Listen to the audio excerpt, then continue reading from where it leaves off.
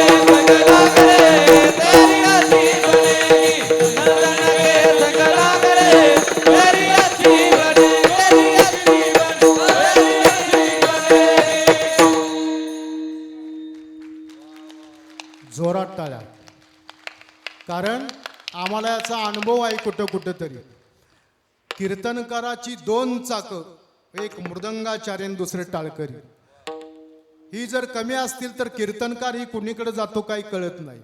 कारण त्याचा अनुभव आम्हाला कुठे तरी कीर्तनात येत असतो. पंढरपुरामध्ये रात्री 1 वाजता एका प्रवाशानं एका टांगेवाल्याला उठवलं. मला टांगा पाहिजे आहे, मला स्टेशनला 2ला रेल्वे आहे, तुझं काय असेल ते 1.5 भाडं घे, पण मला स्टेशनला सोड. टांगेवाल्यानं टांगा झुपला. टांगा कैकाडी महाराजांच्या मठाजवळ आला. टांगा पुढं जाईना. काय झालंय ते मालकाच्या लक्षात आलं. मालकानं जाऊन पुढं थोडासा डान्स केला. मग घोडं पुढं जायचं, पुन्हा घोडं थांबायचं, पुन्हा डान्स करायचा.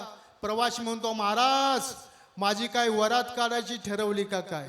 मला 2ला रेल्वे आहे, तुम्ही जर असा मला डान्स करत न्याय लागला तर मला रेल्वेही गावणार नाही, एसटी गावणार नाही.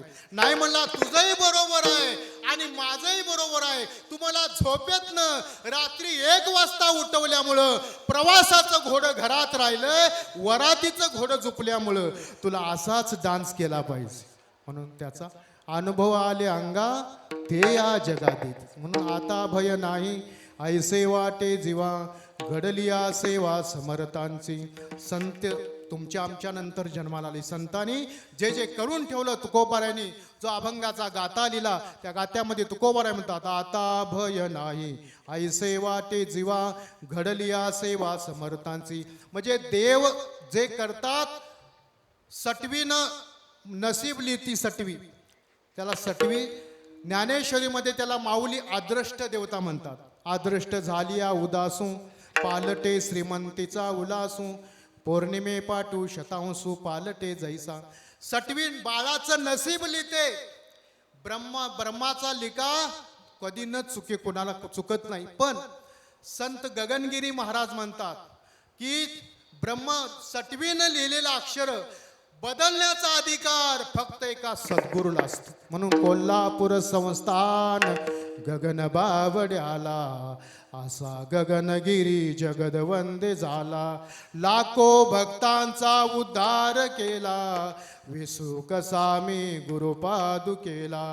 असा सद्गुरू आम्हाला बलेला, दया क्षमा व शासती जयाला.